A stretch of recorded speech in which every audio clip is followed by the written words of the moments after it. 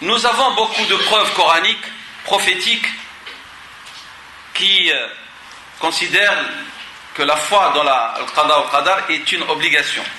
Et j'ai cité quelques versets, mais je rappelle rapidement sans entrer dans les détails, comme la sourate Les Coalisés, 33, le verset 38, sourate 20, Taha, le verset 40, et sourate Al-Qamar, le verset 49, dans lesquels Allah subhanahu wa ta'ala parle que tout est fait, tout est accompli selon ses décrets, ses arrêts, ses sentences, son vouloir, dans la mesure, dans les limites qu'elle a définies subhanahu wa ta'ala. Ça, c'est l'essentiel qui revient.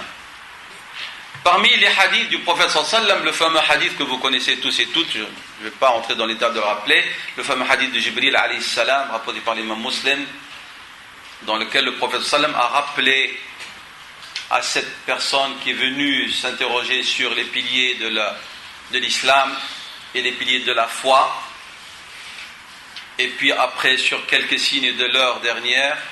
En l'occurrence, il s'agissait, après le prophète informé sallallahu alayhi wa sallam, ses compagnons, il s'agissait des prières de Jibril alayhi salam. Et donc, il a cité par les piliers de la foi, il a dit An tu'mina billahi wa malaikatihi wa kutubihi wa rusulihi wal yawmil akhir wal qadari khayrihi wa sharrihi. Le hadith est connu. Donc, et c'est Jibril, bien sûr, a affirmé, puisque c'est Dieu qui lui a donné connaissance en disant Rasulullah sadaqta.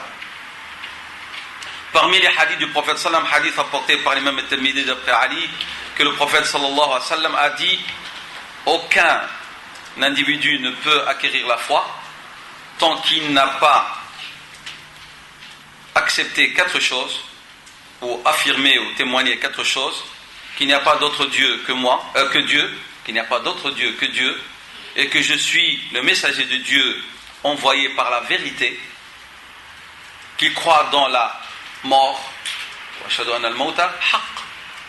et la résurrection après la mort, et la croyance en la prédestinée. Donc, quatre choses: attestation que Dieu est unique, que Muhammad sallallahu alayhi wa sallam est messager de Dieu envoyé par la vérité de la part d'Allah, la vérité, al-haq ou al-haq, subhanahu wa ta'ala, le vrai, et la croyance, la foi dans la résurrection après la mort et dans la prédestinée. Un autre hadith de Rasul sallam d'après Anas ibn Malik, rapporté par Abu Daoud, et dans lequel le prophète sallam, trois éléments font partie des fondements de la foi: de ne pas nuire à celui qui atteste qu'il n'y a pas d'autre Dieu que Dieu, de ne pas nuire, faire du tort à qui affirme qu'il n'y a pas d'autre Dieu que Dieu. Nous ne le considérons pas mécréant lorsqu'il commet un péché. Nous, les musulmans sunnites, tout individu affirmant que Dieu est un, et ça sous-entend que Mohammed est messager de Dieu, celui qui commet un péché majeur, il est toujours croyant. Nous ne sommes pas des khawar et des dissidents. Nous le sortons et nous ne l'excommunions pas parce qu'il commet donc un acte qui est non conforme à la loi. Et il a dit sallallahu alayhi wa sallam, et le djihad, il dure depuis que Dieu m'a envoyé jusqu'à ce que le dernier de cette communauté combat le Dajjal, le faux messie. Ni l'oppression, ni l'injustice de quiconque, ni la justice de quiconque ne peut mettre fin à ce combat pour la cause de Dieu, dit Rasul sallam. Et puis après il a dit, et la foi dans les prédestinés. Il a utilisé le pluriel ici. Et il y a des hadiths du prophète sallam qui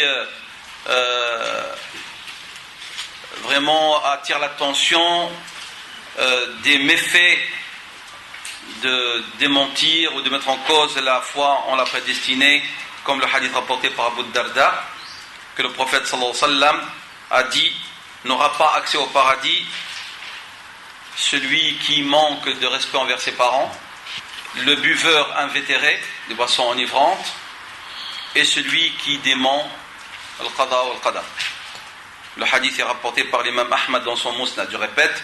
Donc il a dit: n'aura pas accès au paradis celui qui donc nuit à ses parents. Il parle ici de l'impiété filiale. et le buveur invétéré de boissons enivrantes, ainsi que celui qui dément al-qadar ou al-qada ou al-qadar.